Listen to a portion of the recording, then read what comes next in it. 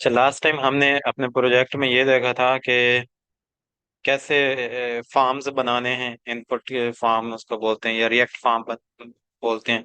कि कोई भी चीज़ सबमिट करनी हो, मिसाल के तौर पर जैसे कि हमने यहाँ पर एक साइन अप का बटन बनाया हुआ है अपने इस प्रोजेक्ट में, जो कि नेक्स्ट जीएस पर बना हुआ है। तो यहाँ पर ये साइन अप का बटन है, इसके ऊपर क्लिक करते हैं तो ये साइन अप वाला पेज खुलता है। अब इसमें ईमेल और पासवर्ड जब हम डालते हैं तो ये असल में ये लॉगिन वाले अभी फील्ड्स हैं। तो इनमें ये लॉगिन वाली अभी फील्ड है। तो जब इसके ऊपर हम ईमेल और पासवर्ड लिख कर सबमिट करेंगे तो वो बिहाइंड द सीन हम एक एपीआई हिट करेंगे, उसको बैकएंड पर भेजेंगे, वहां से वो वेरीफाई होकर आएगा कि ये पासवर्ड ठीक है, तो उसके हिसाब से आगे उसका रिस्पॉन्स आएगा। तो ये वो साइन अप वाला पेज है। इसमें ये जो इमेजेस बहुत लेट लोड होते हैं। इसमें एक मसला ये भी है कि इमेजेस को हमने ये फ्री वाला जो हमारा एक सर्वर है समझ लें, वर्सल वालों की साइट के ऊपर हमने ये अपनी साइट लॉगिन लाइव की हुई है, जिसकी वजह से इमेजेस भी उसी साइट में पड़े हैं। तो वो उनका सर्वर स्लो होने की वजह से, क्योंकि वो फ्री में है, तो इसलिए भी लेट आ रहे हैं। तो हमने इसका एक और सोल्यूशन फिर ये सोचा है कि हम इमेजेस को AWS पर S3 उनका एक होता है प्लेटफॉर्म, उसमें हम इमेजेस अपलोड करेंगे। वो भी फ्री है। तो हमने काम ये सारा सिर्फ डोमेन लेने के अलावा, ये डोमेन हमने पेड है, इसकी भी तकरीबन 1500 प्राइस है। तो ये डोमेन लेने के अलावा बाकी जितना भी काम हमने करना है वो सारा फ्री ही करना है। जब तक हमें इस प्रोजेक्ट से अर्निंग आना स्टार्ट नहीं हो जाती तब तक हम इसको, बेशक साल पूरा या 1.5 साल चलाना पड़े, वो हम इसको फ्री ही चलाएंगे। सिर्फ डोमेन के पैसे हमने पे किए हुए हैं। बाकी ये AWS पर इसकी बैकएंड हमने डाली हुई है, जो लारावेल में बनी हुई है फिलहाल, और वो जेंगो में भी बनाएंगे उसको, पाइथन में। तो वो लाइव करेंगे उधर AWS पर, और फ्रंट एंड इसको हमने यहाँ जो ये नेक्स्ट जेएस वालों का एक अपनी होस्टिंग है वहां पर, वो भी फ्री में है, वो भी वहां पर लाइव किया हुआ है। तो फार्म्स हमने पढ़े थे, वो इनका यूज यहाँ पर है।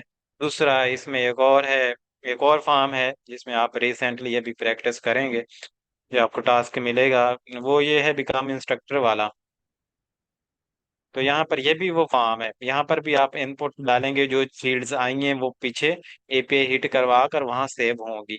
और इसमें तीसरा और है, वो ये है मीटिंग वाला। ये भी फार्म ही है, ये भी इनपुट में चीजें लेता है। अब ये डिजाइनर ने इसको बटन्स के तौर पर बना दिया हुआ है, हालांकि ये यहाँ पर वो इनपुट के अंदर होनी चाहिए। ये भी डेट भी वो एक डेट पिकर यहाँ पर लगा हुआ हो, डेट वहां से सेलेक्ट कर सके, इनपुट में टाइम वो सही वाला हो, और वो फिर सबमिट होने पर बैकएंड पर जाएंगे। तो ये सारी हमने, जो लास्ट हमारा लेक्चर था रिएक्ट फार्म्स का, उनका यूज यहाँ पर होगा, और यहाँ पर हम उसको इम्प्लीमेंट करेंगे। अब नेक्स्ट हम अपना प्रोजेक्ट एक दफा देख लेते हैं जो हमने किया हुआ था, जिसमें हमने फार्म यूज किए थे। तो npm स्टार्ट की कमांड चलाकर इसको हम चला के देख लेते हैं कि क्या इसकी आउटपुट नजर आ रही है, कैसा था। तो वो फार्म कुछ इस तरीके से था। ये हेलो कॉन्टेक्ट अस यहाँ पर है, नीचे फुटर है। हम ये हेडर के नीचे ना एक थोड़ा सा बॉर्डर लगा देते हैं ताकि वो डिफरेंस उसको नजर आए। तो ये ऐप के अंदर सारे हमने वो रखे हुए हैं अपने कंपोनेंट्स। तो यहाँ हेडर वाला, कहाँ है हेडर वाला कंपोनेंट जो यूज हुआ हुआ है, ये वाला। इस हेडर के नीचे मैं एक और डिव बनाकर यहाँ पर मैं एक और कर देता हूँ ताकि इससे वो डिफरेंस उसमें आ जाए। इस डिव को हम स्टाइल दे देते हैं, इनलाइन स्टाइल ही। इसको हम थोड़ी सी हाइट दे देते हैं। हाइट क्यों नहीं सिर्फ ले रहा है, हाइट इनर हाइट क्यों लेता है, ऐसा ना करो। हाइट हमने देनी है, चलो इसको छोड़े, हम सिर्फ HR लगा लेते हैं इस डिव में। हम एक HR का टैग लगा लेते हैं, वो भी लाइन लगा देता है, हमने सिर्फ सेपरेट ही करना है उसको। और यहाँ पर इसको क्लोजिंग टैग के साथ बांध करते हैं। सिंपल HTML में तो वैसे हो जाता है, लेकिन इधर क्लोजिंग टैग लगाना पड़ता है। तब चेक चेक करते हैं कि लाइन लगी है। हाँ जी, लाइन लग गई है, ये वाली लाइन लग गई है। इधर फुटर के ऊपर भी हम एक लाइन लगा लेते हैं ताकि अंदर जो बॉडी का हिस्सा है ना, जिसमें हमने ये फॉर्म शो करवाना है, या होम का पेज शो करवाना है, या फार्म पेज शो करवाना है, या कॉन्टेक्ट अस का पेज शो करवाना है, वो क्लियर अंदर हमें नजर आए। इधर भी मैंने एक एचर लगा दिया, और इसको से, हाँ ये देखें नीचे भी लाइन लग गई है वो। अब ये जो अंदर वाला हिस्सा है, इसको मैं चाहूँ तो इधर से कमेंट किया हुआ है मैंने, कि अगर होम पेज शो करवाना है तो उसको मैं अनकमेंट कर दूं और दूसरे को कमेंट कर दूं। ये एक ऐसा भी हम कर सकते हैं इस तरह। अब वो आईएम होम पेज आ रहा है, इसी तरीके से एक और हम पेज बना लेते हैं। कंपोनेंट के अंदर एक और कंपोनेंट हम बना लेते हैं, उस वाला कंटेक्ट अस वाला। तो कंटेक्ट अस वाला तो बनाया हुआ है, अबाउट अस वाला ये बहुत इजी है। About us dot G S, x लिख दो या जे एस लिख दो, एक ही बात होती है। पिछले लेक्चर में इसमें थोड़ा सा डिफरेंस मैंने बताया था कि क्या थोड़ा सा इसमें मेन डिफरेंस होता है।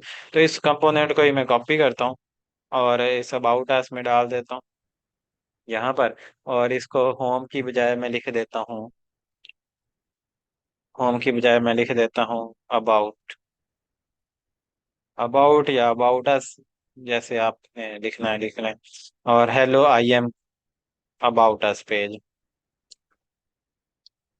अबाउट अस इतना लिख लेते हैं ताकि इसको हम देख सकें।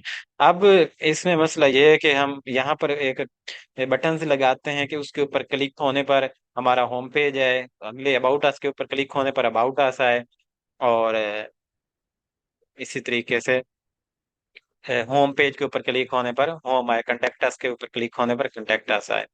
तो एक हम नेव बार बनी बनाई भी ले सकते हैं, नेव बार इन बूटस्ट्रैप, नेव बार इन बूटस्ट्रैप। ये कोड पेन की भी एग्जांपल पढ़ी, उनकी अपनी भी एग्जांपल यहाँ पर उन्होंने ये नेव बार का पूरा कंपोनेंट बना के दिए हुए है, हम यहाँ से इसको एज एट कॉपी कर सकते हैं। ये नीचे उन्होंने ये दिया हुआ है कि अगर आप इसको कॉपी करेंगे तो आपकी जो ऊपर वाली नेव बार है वो जरा इस तरह की नजर आएगी, इस तरह की। इसमें सर्च भी होगा, बटन्स भी लगे हुए होंगे, होम का भी लगा हुआ होगा, इसमें मजीद आगे बटन्स लगे हुए होंगे। और देख लेते हैं और इनके पास कौन सी एग्जांपल है, और कौन सी एग्जांपल है। ये हमें तकरीबन इस तरह की सिर्फ चाहिए कि बस बटन लगे हुए हों, और इसको हम कॉपी कर लेते हैं। और अपने जो हमारा हेडर है, हेडर हमें असल में वो नैव बार है हमारी, हेडर में हम ये पेस्ट कर देते हैं। जो हेडर का कंपोनेंट है ये हेडर डॉट जेएस है। और ये कौन सा कंपो पेज खोल गया है, ये है वो हेडर के अंदर हमारा ये वाला है, इसमें ये हेलो आई एम हेडर लिखा हुआ है ना। तो यहाँ पर इसको मिटाकर जो मैंने वहां से कॉपी किया था वो यहाँ पर पेस्ट कर रहा हूँ। अब यहाँ पर मसला ये है कि क्लास लिखा हुआ है, क्लास का कीवर्ड है काफी सारी जगहों पर, तो ये क्लास नहीं होना चाहिए, रिएक्ट में ये क्लास नेम होता है। तो यहाँ से हम कंट्रोल एफ करके इसको रिप्लेस कर लेते हैं यहाँ पर क्लास, और आगे यहाँ पर रिप्लेस का होगा बटन, यहाँ कहीं इधर करके, हाँ रिप्लेस। यहाँ पर क्लास को आप रिप्लेस कर दो क्लास नेम के साथ पे, जहाँ जहाँ क्लास लिखा हुआ है उसको आपने क्लास नेम के साथ रिप्लेस कर देना है। और इंटर करते हैं, देखते हैं ये हुआ है या नहीं हुआ। नहीं हुआ, सिर्फ एक जगह पे क्यों हुआ है।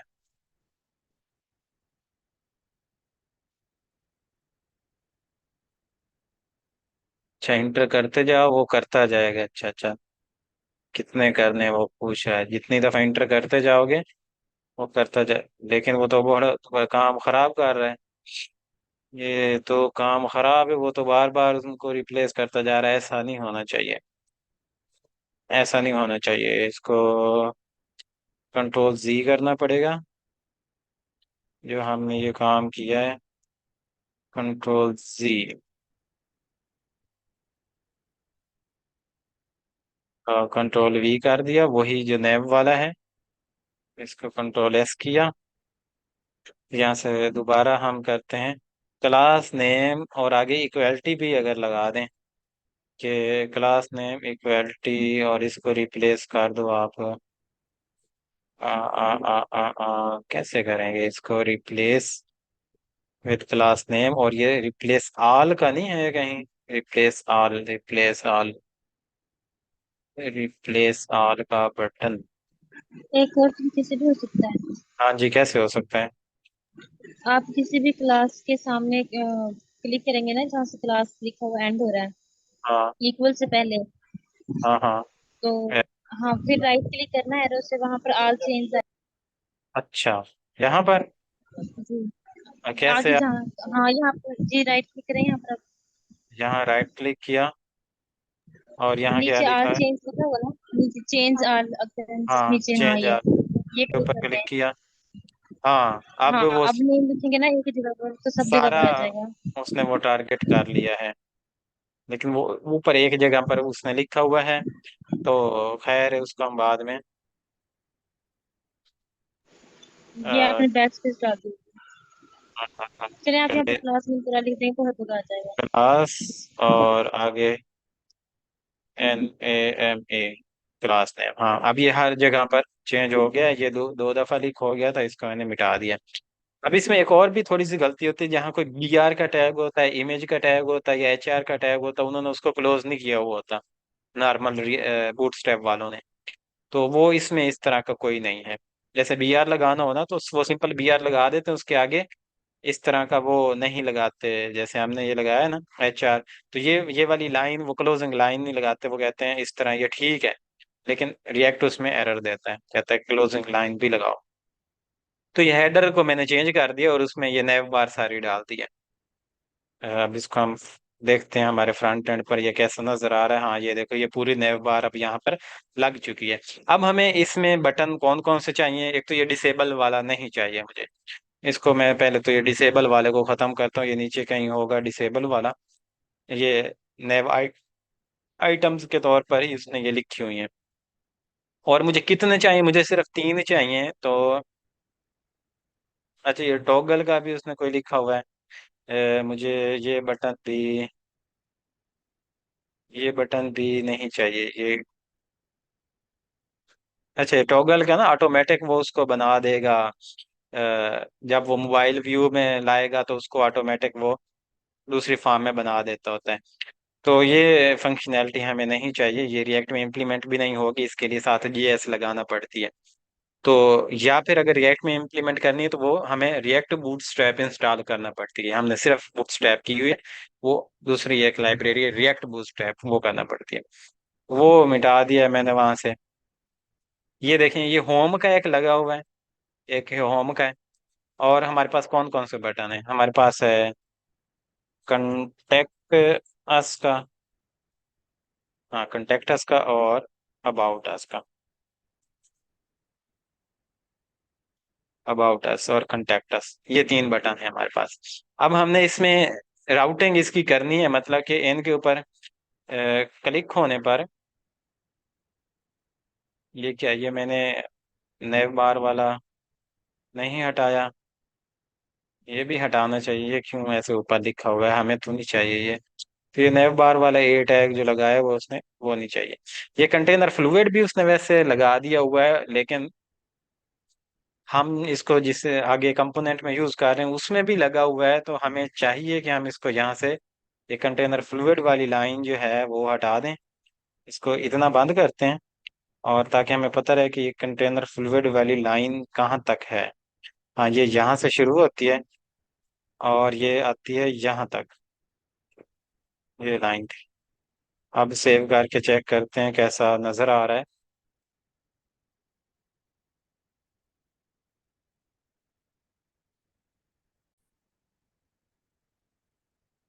तो ये नैव बार के हमने 3 बटन ऊपर लगा दिए, इनके ऊपर अब क्लिक होने पर ये कुछ भी नहीं होता। तो हमने इसके ऊपर राउटिंग लगानी है कि अगर होम के ऊपर आए तो ये होम पेज ही है, ये तो यही आएगा। अब कंटेक्ट अस के ऊपर आए तो कंटेक्ट अस वाला यहाँ पर पेज आ जाए, अबाउट अस में आए तो अबाउट अस वाला यहाँ इस सेक्शन के अंदर आ जाए। ऊपर सारा वही, ऊपर और नीचे फुटर में तो सारा वही रहे। तो उसके लिए एक लाइब्रेरी है रिएक्ट की तरह की ही, वो लाइब्रेरी है, उसको कहते हैं रिएक्ट राउटर डोम। अगर आपको इंस्टॉल करने की कमांड भूल जाए तो आप यहाँ से लिख सकते हैं रिएक्ट राउटर डोम। हाँ, ये आ जाएगी रिएक्ट राउटर के नाम की, उनकी ये डॉक्यूमेंटेशन भी है। तो इसके ऊपर क्लिक करते हैं। इंस्टॉल करने का तरीका उन्होंने दिया हुआ होगा कि इस तरह की ये वाली कमांड चलाते हैं आप लोग। अ, यहाँ कहीं इंस्टॉलेशन में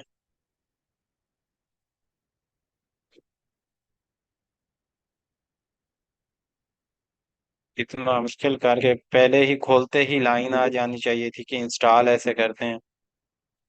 हम्म, हम्म, हम्म।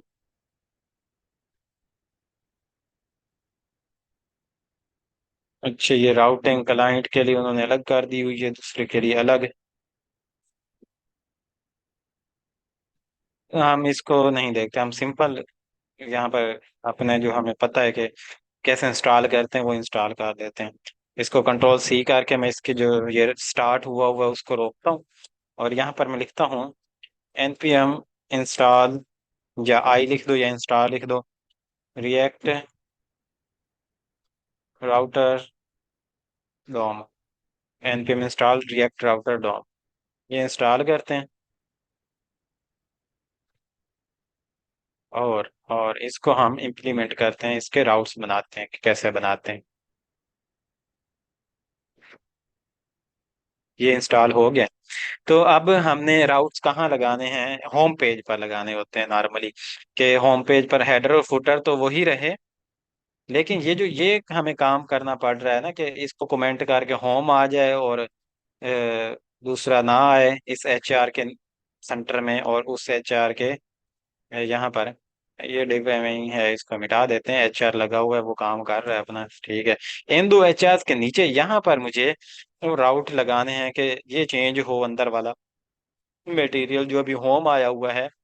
ये क्लिक करने पर होम आए, क्लिक करने पर अबाउट ऐसा है, क्लिक करने पर वो आए जो हम कहते हैं कि कंटेक्ट ऐसा है। तो इसके लिए हमने सबसे पहले सिंपल सी एक कमांड चलाई है, npm install React router DOM, ये वाली, ये, और ये इंस्टॉल कर लिया है। अब यहाँ पर हम ऐप में आए हैं, यहाँ से हमने राउट्स बनाने हैं, तो उसके लिए हम इंपोर्ट करेंगे राउट्स को इस HR के अंदर अंदर, हाँ N2 के अंदर अंदर यहाँ पर। तो राउट्स का एक समझ लें एक कंपोनेंट ही है वो भी, राउट्स, ROU राउट्स। हाँ ये देखें, routes from react router DOM वो पूछ रहा है, तो हाँ जी इंटर करेंगे तो ये उसने ऊपर इंपोर्ट भी कर दिया होगा। और ये इस तरह का, ये राउट्स का दो सेक्शन, मतलब क्लोज स्टार्टिंग टैग और क्लोजिंग टैग इसका बन गया है। ऊपर चेक करते हैं कि उसने इंपोर्ट किया है या नहीं किया। किधर है, इंपोर्ट किया है या नहीं? हाँ जी कर लिया उसने, routes from react router DOM. अब इसके अंदर हमने इस राउट्स के अंदर अपने राउट डिफाइन करने होते हैं, तो उसके लिए एक कंपोनेंट होता है राउट का। ये ऊपर राउट्स है, अंदर राउट का कंपोनेंट होता है। ये देखें, ये नीचे वाला राउट। तो ये, इसको मैंने क्लिक किया, ऐसे सेव किया। अब इसमें भी ये स्टार्टिंग और क्लोजिंग टैग उसने दिया हुआ है, लेकिन इसको सिंपल एक ही में हम लिख सकते हैं इस तरह, यहाँ ऐसे करके। और ये कैसे लिखते हैं, इसका सिंटैक्स, सिंटैक्स इसका देख लेते हैं। एक और हमने कंपोनेंट में एक और प्रोजेक्ट में यूज किया हुआ है, ये साथ जो मैंने बोला हुआ था, ये कौन से प्रोजेक्ट में, header.js ऐप में। यहाँ पर ये राउट लिखने का सिंटैक्स है, तो कोई एक हम, मैं यहाँ से कॉपी कर लेता हूँ राउट, इसको इसको मैं कॉपी करके अपने प्रोजेक्ट दूसरे वाले में इसमें ले आता है, इसमें, इसमें, हाँ इसमें। अब राउट्स के अंदर ये जो दूसरा हमने राउट डिफाइन करने होते हैं वो इस तरह डिफाइन करते हैं कि पाथ उसका लिखते हैं यहाँ पर। पाथ है, let's suppose home, home, home के ऊपर जब आए तो आगे एलिमेंट में कंपोनेंट कौन सा शो होना चाहिए। तो होम के ऊपर आए तो कंपोनेंट शो होना चाहिए जनाब, ये होम वाला, ये जो नीचे हमने लिखा हुआ है, इसको मैं कंट्रोल X करके यहाँ पर ले आता हूँ इधर। ये हमने पाथ देना है और आगे एलिमेंट देना है कि ये शो हो जाए। अब दूसरा राउट एक और बनाते हैं कि होम लिखा हुआ है तो फिर तो ये आ जाए। एक और भी बनाते हैं कि अगर खाली लिखा हुआ है, मतलब कि ऊपर कुछ भी नहीं लिखा हुआ, फिर क्या है? तो आप लोग बताएं, आप में से कोई, कि ऐसे कुछ भी ना लिखा हुआ हो, ऐसे हो सिर्फ खाली हो, तो फिर क्या आना चाहिए, ये भी तकरीबन ऐसे होना चाहिए, एक ही बात है। अच्छा, तो फिर भी होम ही आए, खाली हो फिर भी होम है, आगे होम लिखा हुआ हो फिर भी होम आ जाए। और अगर हमारे पास कंटेक्ट अस लिखा हुआ हो, कंटेक्ट अस जैसे मर्जी लिख दें, ये तरीका जरा डैश वाला आसान होता है, एसईओ के लिए इजी रहता है उसको गूगल को पढ़ना। तो यहाँ पर कंपोनेंट आ जाए कौन से वाला, कंटेक्ट अस, वो आगे सजेशन में भी आ रहा है कि ये वाला कंपोनेंट। और दूसरा एक और राउट हम बनाते हैं यहाँ से, तीसरा उसमें है अबाउट अस। तो यहाँ हम अबाउट अस लिख देते हैं, अबाउट अस, और यहाँ पर हम कंपोनेंट चेंज कर देंगे और यहाँ लिख देंगे अबाउट अस, ये वाला कंपोनेंट। तो ये राउट बन गए हैं। अब हमने लिंक बनाने होते हैं कि लिंक लगाने होते हैं, ये राउट यहाँ डिफाइन करने के बाद, अब ये देखें राउट के ऊपर भी एक हेडर है, नीचे फुटर है, अंदर वाला ये राउट का मटेरियल है। तो मतलब कि कंटेंट हमारा जो चेंज होगा क्लिक होने पर वो इस एरिया में होगा, इस एचआर के और नीचे वाली एचआर के सेंटर में। नीचे फुटर भी हमारा वैसे का वैसे ही हर दफा रहेगा, और ऊपर हेडर भी हमारा वैसे का वैसा ही रहेगा। तो अब नए बार में हम इसको लिंक कर देते हैं जो कि हेडर के अंदर है, और यहाँ पर हमें लिंक का टैग यूज करना पड़ता होता है। ये है वो नए बार। यहाँ जो ए टैग है, ए की बजाय हम यहाँ पर लिंक का टैग यूज करते हैं, ए को रिप्लेस कर देते हैं हम लिंक के साथ। वो सजेस्ट भी कर रहा है कि क्या ये वाला आप कहना चाह रहे हैं। हाँ, तो लिंक ऊपर वहां लगा दी, और यहाँ क्लोजिंग में भी हमने लिंक लगा दिया। सिंपल ये एक ही तरह का ही होता है, लेकिन उसके साथ वो रिप्लेस हुआ होता है लिंक। अब लिंक भी इंपोर्ट होना चाहिए कहाँ से, रिएक्ट राउटर डॉम से ऑटोमेटिक उसने वो इंपोर्ट कर लिया है। तो अब ये होम पर हमने एक लिंक लगा दिया, और ये फिर एच के अंदर, ये एच देने की बजाय हम देते हैं टू, के लिंक टू ये किधर को लिंक हो। तो यहाँ हमने वो लिखना होता है अपना, कि उस वाले राउट की तरफ ये होम की तरफ चला जाए। जो होम राउट हमने यहाँ पर बनाया हुआ है, इसमें जो होम के नाम ये नीचे वाले में आएगा यहाँ पर, और होम का वो कंपोनेंट शो करवाएगा। और एक कंटेक्ट अस में हम दे लेते हैं, किधर है, ये है। इसमें जो कंटेक्ट अस है उसको भी हम लिंक के साथ रिप्लेस कर देते हैं, ए टैग को। ए टैग हमने लिंक के साथ रिप्लेस कर दिया, और इधर से भी लिंक। और यहाँ पर एच की बजाय हमने लिख दिया टू, और टू में हमने दे दिया इसको। यहाँ पर अब वही जैसा वहां पर बनाया हुआ है वैसा ही होना चाहिए। अगर स्लैश लगी हुई है तो इधर भी स्लैश लगी हुई हो, अगर वहां नहीं लगाई हुई तो फिर यहाँ पर भी ना लगी हुई हो कंटेक्ट अस। और इसी तरीके से अबाउट अस में भी हम दे देते हैं, यही लास्ट है हमारा। इसको लिंकिंग हम कर रहे हैं। ये लिंक वाला काम तो हम नेक्स्ट जेएस में भी करते हैं, लेकिन जो पहले हमने ये ऐप के अंदर राउट बनाए हैं ये वो ऑटोमेटिक बना लेता है नेक्स्ट जेएस का जो है फ्रेमवर्क। तो इस वीडियो के बाद नेक्स्ट हमारा जो रिएक्ट के ऊपर हम हमारी वीडियो आना बंद हो जाएंगी, और हम ये स्टार्ट कर देंगे नेक्स्ट जेएस को एज ए फ्रेमवर्क उसको पढ़ना, और उसके ऊपर काम करना हम शुरू कर देंगे। उसके ऊपर प्रोजेक्ट के ऊपर काम हम नेक्स्ट जेएस पर करेंगे।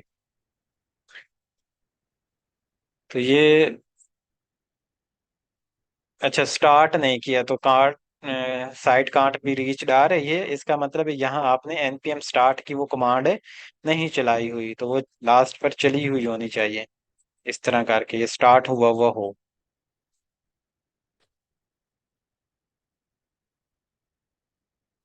वो लास्ट पे उसने उसको खोल दिया है।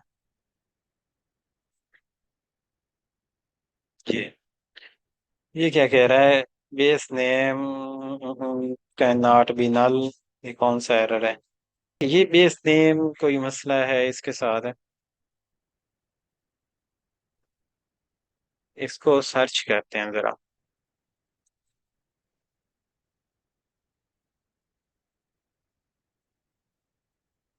रिएक्ट राउटर में से वो लिंक ऐसे करके इंपोर्ट कर, आंसर कहाँ है, ब्राउज राउटर के अंदर वो ऐसे ही है, you are using link from react router dom but your app is not wrapped in browser router. ओ अच्छा, ऐप ऐप पूरा कंपोनेंट ये बाहर होना चाहिए, ये वाला कह रहा है कि आपके जो ऐप का कंपोनेंट है वो इस तरह बाहर है, ब्राउजर राउटर को उसके साथ बाहर से रैप करना है।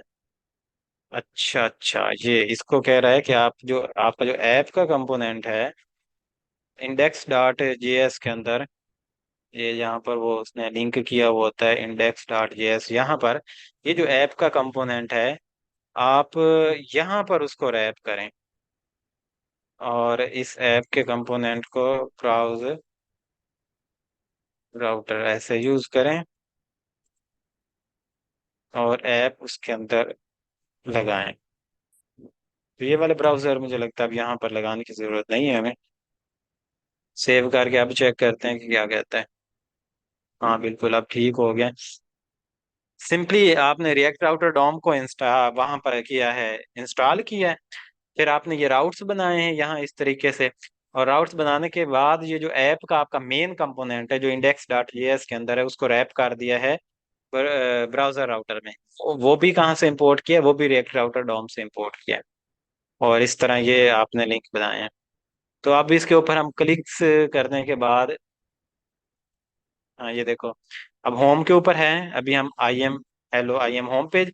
अब कंटेक्ट अस के ऊपर क्लिक किया तो ये देखो ऊपर वाला सारा, ऊपर वाला सारा ये वही रहा, ये वही रहा। अंदर ये hello I am contact us page आ गया। अगर अबाउट अस करें तो hello I am about us का पेज आ गया अंदर। ये हेडर भी वही रहा और ऊपर नए बार के अंदर जो चीजें हैं, वो भी वही रही। होम के ऊपर किया तो ये होम वाला आ गया, कंटेक्ट अस के ऊपर किया तो ये सेंटर में कंटेक्ट अस, और अबाउट अस के ऊपर किया तो ये सेंटर में इन दो ब्रैकेट, इन दो लाइनों के अंदर जो कंटेंट ये चेंज हो रहा है ये इस तरीके से। तो ये राउटर इस तरीके से काम करता है रिएक्ट के अंदर। लेकिन नेक्स्ट जेएस में बड़ा आसान तरीके से आपको ये राउट्स बनाने नहीं पड़ते हैं, आपको डायरेक्टली वो जैसे हमने लिंक किया है होम, कंटेक्ट अस और अबाउट अस को यहाँ पर लिंक लगाए हैं। लिंक लगाने का भी सादा सा तरीका है कि ए टैग जहाँ लगाना होता है तो जो जो ए होता है उसको लिंक के साथ रिप्लेस कर दिया जाता है और एच की जगह टू लिख दिया जाता है रिएक्ट के अंदर। लेकिन नेक्स्ट जेएस में एच को भी वो कहते हैं कि आप एच ही लिख लें, हम मैनेज मैनेज कर लेंगे बिहाइंड द सीन। तो ये रिएक्ट में फिलहाल के लिए हम इतने ही लेक्चर देंगे, और कभी कभी जो नई नई चीजें आएंगी वो उसके लेक्चर अपलोड हुआ करेंगे। अब जो हमने आगे वाला काम स्टार्ट करना है वो नेक्स्ट जेएस का करना है, क्योंकि इस कोर्स का बुनियादी मकसद आप लोगों को नेक्स्ट जेएस डेवलपर बनाना है। मतलब कि रिएक्ट जितनी ये हमने 70-80% कर लिए, ये इतनी ही आए, और साथ में नेक्स्ट जेएस हमने करना है, और वो भी रिएक्ट पर ही बना हुआ है, रिएक्ट की बेस पर ही है, उसमें भी हमने इसी तरीके से कंपोनेंट ही बनाने हैं। तो वहां पर हमारी रिएक्ट की भी प्रैक्टिस होती जाएगी और साथ में नेक्स्ट जेएस की भी प्रैक्टिस होती जाएगी। तो उसके लिए क्या करना है, उसके लिए हमारी वीडियो ऑलरेडी बनी हुई है। आपने यूट्यूब में आना है और यहाँ पर उसके लिए 4 वीडियोस या 3 ऑलरेडी बनी हुई हैं, वो आप देखेंगे। और आप लोगों को हम टीम में ऐड कर लेंगे, जिसने इसके ऊपर जिसने काम करना है, ट्रिलो पर अकाउंट आप लोगों का बना हुआ होगा वहां पर ऐड कर लेंगे। और फिर वहां से आपको टास्क मिलने शुरू होंगे, साथ साथ ये आप नेक्स्ट जेएस के जो डिफिकल्ट टास्क होगा वो पहले वीडियो की फॉर्म में आपको समझा दिया जाएगा कि इस तरीके से करना है, और फिर आपको वो टास्क असाइन किया जाएगा और फिर आपसे वो बनवाया जाएगा। और आप अगर गलत बनाते हैं या उसको चेक करते हैं तो वो उसके लिए भी हम वीडियो रिकॉर्ड करके उसको भी अपलोड कर दिया जाए करेंगे कि इस तरीके से हमने इसकी सेटिंग की है। तो प्ले लिस्ट में आना है, और प्ले लिस्ट के अंदर मेरे ख्याल में हमने उसको प्ले लिस्ट में नहीं डाला हुआ, ओपन वीडियोज में आ जाए, या इसको मैं बाद में अपडेट कर दूंगा, प्ले लिस्ट में डाल दूंगा, नेक्स्ट जीएस की अपनी प्ले लिस्ट बना देंगे। वीडियोज में आना है और यहाँ पर आपको एक नेक्स्ट जेएस के रिलेटेड वीडियोस मिलेंगी। ये वाली, ये 3 वीडियोस है। सबसे पहले ये वाली वीडियो है, ये वाली गिट से कैसे आपने क्लोन करना है, ये आना चाहिए। क्योंकि क्लोन करना आएगा तो फिर ही आप प्रोजेक्ट के ऊपर काम करेंगे। दूसरी जो राउटिंग है, ये समझ लें ये पहली वीडियो है नेक्स्ट जेएस के अंदर राउटिंग की। जो राउटर हमने अभी रिएक्ट में पढ़ा है, उसको यहाँ पर वो कितना इजी हो जाता है वो हम इस वाली वीडियो में आप देखेंगे, नेक्स्ट जेएस की राउटिंग। और फिर स्टाइल कैसे नेक्स्ट जेएस में सीएसएस कैसे लगाते हैं, स्टाइलिंग कैसे करते हैं, वो इस वीडियो में आप लोग सीखेंगे। और हाँ बस, ये राउटिंग और नेक्स्ट स्टाइलिंग करने के बाद फिर आपको प्रोजेक्ट में ऐड कर दिया जाएगा, वहाँ आपको टास्क मिलेंगे। और यहाँ पर जो चैनल पर हम वीडियोस अपलोड करेंगे वो टास्क बेस्ड वीडियोस होंगी। मिसाल के तौर पर मैं कहता हूँ कि आप लोगों ने एक एपीआई के अंदर फॉर्म सबमिट करवाना है, आप में से किसी को भी नहीं आता, तो हम एक वीडियो कर देंगे, वहां पर पहले सारा समझा दिया जाएगा कि इस तरीके से फॉर्म सबमिट होता है, फिर आप लोगों से वो टास्क करवा लिया जाएगा। और या बल्कि पहले हम आपको कहेंगे कि रिसर्च करें, और रिसर्च में समझ नहीं आती तो फिर वीडियो की फॉर्म में आपको वो समझा दी जाएगा, ताकि यूट्यूब के लिए भी, जो अगर कोई बंदा हमारी टीम में शामिल नहीं है लेकिन वो यूट्यूब से इस फास्ट ट्रैक को फॉलो कर रहा है, तो वो भी साथ साथ इसको चल चल सके हमारे। बूटस्ट्रैप की वीडियो ये लाजमी आप लोगों ने देख लेनी है, क्योंकि बूटस्ट्रैप बहुत ज़रूरी है, डिज़ाइनिंग बहुत ज़रूरी होती है। और आपको इस वाले प्रोजेक्ट में आगे फर्दर टास्क मिलेंगे। पहला टास्क हमारा ये स्टार्ट होगा कि आपने जो हमने फॉर्म पढ़े हैं रिएक्ट फॉर्म, उनको यूज़ करते हुए इस साइन अप बटन के ऊपर साइन अप की फंक्शनैलिटी लगानी है, कि जब ये कोई यूज़र साइन अप करने के लिए आए, तो जब वो सबमिट के ऊपर क्लिक करे तो वो बैकएंड के ऊपर जाकर एपीआई हिट हो और वो वहां पर उसको साइन साइन अप हो जाए। और दूसरा, इसमें बिकम इंस्ट्रक्टर वाली हमने लगानी है फॉर्म, ये वाला ही। तो बेसिकली आपने ये तीन वीडियोस यहाँ से फॉलो कर लेनी है, चारों जो ये पड़ी हुई है रिएक्ट बूटस्ट्रैप वाली भी, अगर आपको समझ नहीं है तो। और ये दो वीडियोस कंप्लीट करने के बाद आपने अपडेट करना है, और फिर आपको आगे फर्दर टास्क इसमें नेक्स्ट जेएस में मिलना शुरू हो जाएंगे। और साथ ही नेक्स्ट जेएस की वीडियोस भी हम अपलोड करना स्टार्ट कर देंगे, जो इसकी रिमेनिंग मजीद होनी चाहिए कुछ वीडियोस और। तो ये है आज के लिए, ये रिएक्ट का समझ लें एक किस्म का फिलहाल के लिए लास्ट लेक्चर है। इसके बाद नेक्स्ट जेएस में रिएक्ट की इम्प्लीमेंटेशन होगी, मतलब कि रिएक्ट के जो टॉपिक्स हमने छोड़ दिए हुए हैं, मिसाल के तौर पर मैनेजिंग स्टेट वाला लास्ट हमने उसकी डॉक्यूमेंटेशन से छोड़ा हुआ है। रिएक्ट डेव में अगर हम आए तो यहाँ पर इसका जो लास्ट टॉपिक है वो है मैनेजिंग स्टेट। यहाँ पर लास्ट टॉपिक है, मेरे पास वो माउस नहीं है तो ये नीचे स्क्रॉल नहीं हो सकता, तो आप लोगों ने इसको माउस लगाकर स्क्रॉल करके इसको देख लेना है। लास्ट वाला जो टॉपिक है वो है मैनेजिंग स्टेट, ये नीचे करके है इसके। हाँ ये इसके भी नीचे है मैनेजिंग स्टेट। तो ये इनकी वेबसाइट में भी थोड़ी सी बागे है कि आप जिस बंदे के पास माउस नहीं है वो इसको ऐसे नीचे नहीं कर सकता इस तरह। हाँ हाँ, ये एरो से हो रहा है, एरो से भी हो रहा है।